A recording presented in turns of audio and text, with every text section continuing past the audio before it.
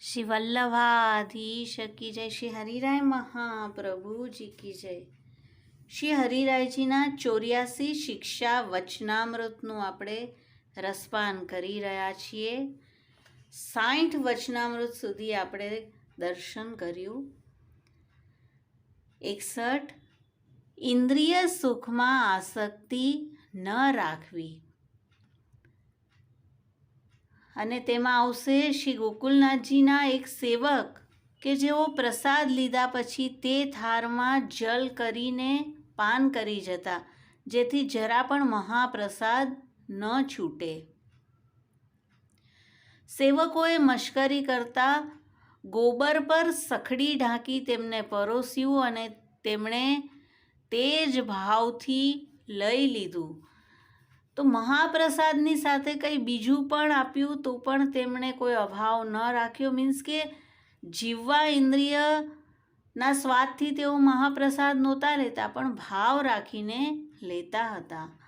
62 સ્ત્રી પુત્ર ગૃહ આદિમાં આસક્તિ ન રાખવી, અને તેમાં છે અચ્યુતદાસજી રડી રહ્યા હતા. શ્રી વલ્લભે કારણ પૂછતા કહ્યું, મારા માતા પિતા સ્ત્રી મૃત્યુ પામ્યા છે.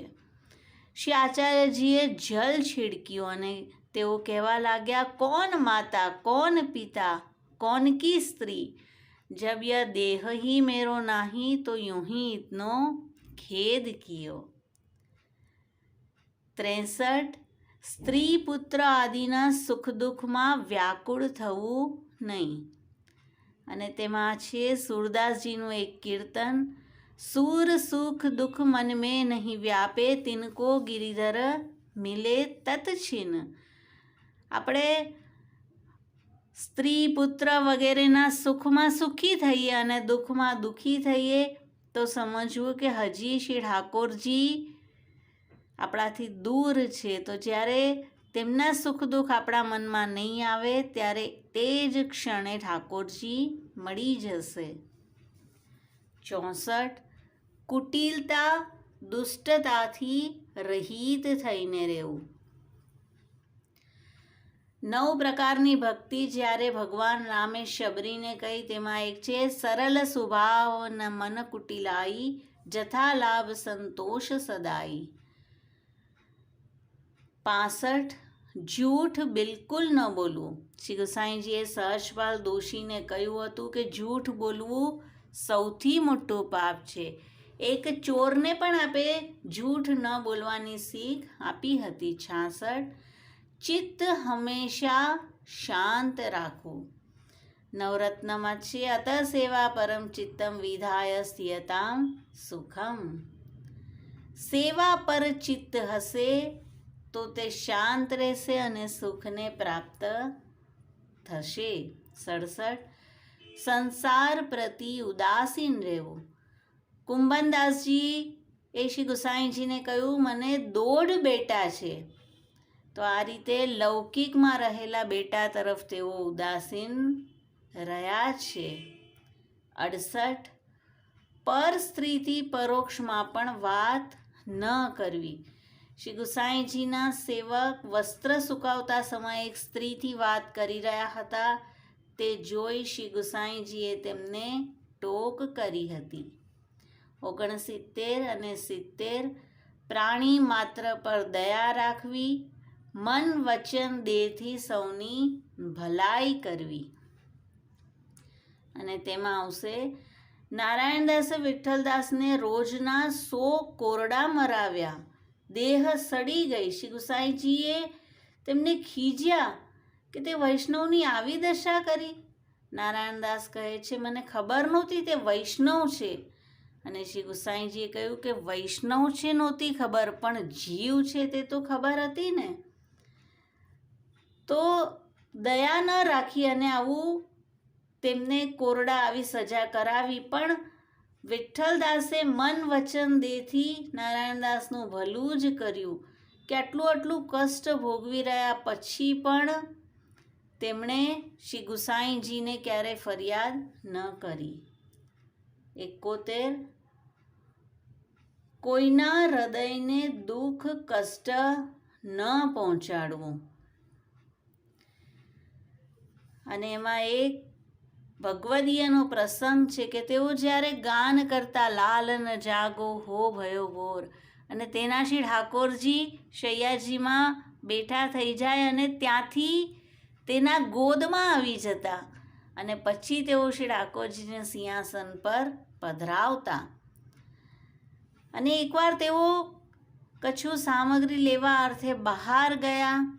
ત્યાં સામે કોઈ હુક્કા પી રહ્યું હતું અને તે જોઈને તેમણે મોઢું બીજી દિશામાં કરી નાખ્યું. અને જે સામે હુક્કા પીનાર હતો તે પણ આ ભગવદીયને ઓળખતો હતો. તો તેને બહુ હૃદયમાં ક્ષોભ થયો કે મારા કારણે આ ભગવદીયને આજે પીડા થઈ. તેઓ ઘરે આવી ગયા. બીજે દિવસે જ્યારે ફરીથી લાલનને જગાડવા કીર્તન ગાવા લાગ્યા, લાલન જાગો હો ભયો ભોર. અને આજે તો શ્રી ઠાકોરજી શૈયાજીમાં બેઠા ન થયા, તેના ગોદમાં પણ ન આવ્યા. કીર્તન આખું પૂરું થઈ ગયું અને તે ભગવદીએ શ્રી ઠાકોરજીને શૈયાજીમાંથી લઈને દંડવત કરીને સિંહાસન પર પધરાવ્યા. પણ તેને બહુ પીડા થઈ કે આજે કેમ ઠાકોરજી જાતે ઉઠીને મારા સુધી ન આવ્યા, મારો એવો શું અપરાધ થયો. અને પછી તેને ખબર પડી કે ગઈકાલે કોઈ હુક્કા પીનારના મનમાં તેના કારણે ક્ષોભ થયો હતો. તો હવે એનું નિવારણ કઈ રીતે કરવું? તો શ્રી ઠાકોરજીએ કહ્યું કે તું આજે ફરીથી જજે, ફરીથી તે મળશે. અને હવે તું જરા પણ તારું મોઢું ફેરવતો નહીં, જેથી કરીને તેના હૃદયમાં પીડા ન થાય. અને તેણે કહ્યું, પ્રભુજી આજે તો આપ સામેથી ન જાગ્યા, ન પધાર્યા, પણ જો કાલે આવું થશે તો મારાથી સહન નહીં થાય. અને સાંજે તેઓ ફરીથી નીકળ્યા. તે જ આવ્યો અને હુક્કા પી રહ્યો હતો અને આ ભગવદીએ તેની સામે સ્મિત કર્યું. ફરીથી બીજા દિવસે ઠાકોરજીને જગાડવા ગયા અને રોજની જેમ ઠાકોરજી જાગીને તેના ગોદમાં પધાર્યા. તો આપણાથી કોઈના હૃદયને દુઃખ કષ્ટ ન થાય તે હંમેશા ધ્યાન રાખવું. 72 મનમાં ચંચલતા ન રાખવી અને 73 મનમાં હંમેશા કોમલતા નમ્રતા રાખવી.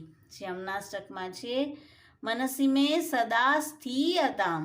જો મનમાં શ્રી યમુનાજી સ્થિત થશે તો કોમલતા આવશે, ચંચલતા દૂર થશે. નિંદિત કાર્ય ન કરવું. 74મું શિક્ષાપત્રમાં એક પ્રસંગ છે. શ્રી હરિરાયજીના એક સેવકે વ્યભિચારનું નિંદિત કાર્ય કર્યું અને આ જાણીને આપને અત્યંત ક્ષોભ થયો હતો. 75 ગુરુની આજ્ઞા ક્યારે ઉલ્લંઘન ન કરવી. સેવા કૃતિ ગુરુ આજ્ઞા બાદનમ વા હરિચ્છયા. 76 કોઈ અજ્ઞાનીના કહેવાથી પુષ્ટિ માર્ગથી મન વિચલિત ન કરવું. શ્રી ગુસાઈજીના સેવકના પડોશીએ કુલદેવીનું પૂજન કરવા કહ્યું અને તે સ્ત્રી એ રીતે કરવા ગઈ અને આખા ગામમાં તેઓની હાંસી થઈ હતી. 77 મનમાં ક્યારે અભિમાન ન કરવું. અભિમાનશ્ચ સંત્યાજ્ય સ્વામી આધીનત્વ ભાવનાથ. 78 જે શબ્દોથી કોઈના મનમાં દુઃખ અને ઉદ્વેગ થાય તેવા શબ્દ ન બોલવા. અને 79 સત્ય અને પ્રિય શબ્દ બોલવા. અને તેમાં શ્રી ગુસાઈજીના સેવક છજ્જો બ્રાહ્મણી અત્યંત કલહ કરતા સૌને અપ્રિય થયા. શ્રી ગુસાઈજી એ ખીજીને કહ્યું કે આ કોઈ આનું નાક કાપે તેવું છે. અને ભગવંત નામના સેવકે તેનું નાક કાપ્યું. તો આ રીતે શ્રી વલ્લભ વિઠ્ઠલના અપ્રસન્નતાનું કારણ ન બનીએ, મધુર વાણી બોલીએ. 80 શ્રી મહાપ્રભુજી વલ્લભાચાર્યજી કૃત ગ્રંથોનો નિત્ય પાઠ કરવો.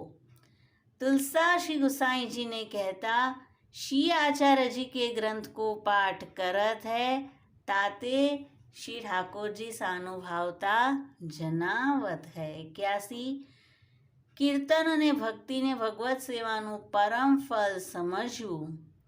પુષ્ટિ માર્ગમાં સેવાનું ફલ સેવા છે, જ્યારે કીર્તન અને નવે ભક્તિ સેવા અંતર્ગત થાય ત્યારે તે પરમ ફલરૂપ બને છે. 82 અન્યાશ્રય ન કરવો. 83 હંમેશા પ્રભુનો જ આશ્રય કરવો.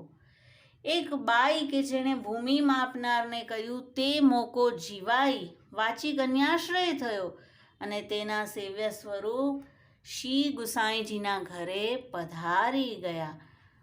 તો આવું અન્યાશ્રય આપણાથી ન થઈ જાય તે સજાગ રહેવું. 84 શ્રી મહાપ્રભુજી શ્રી ગુસાઈજી અને આપના વંશજો સમાન અન્ય કોઈને ન સમજવા, નહીતર જીવનો ઉદ્ધાર નહીં થાય.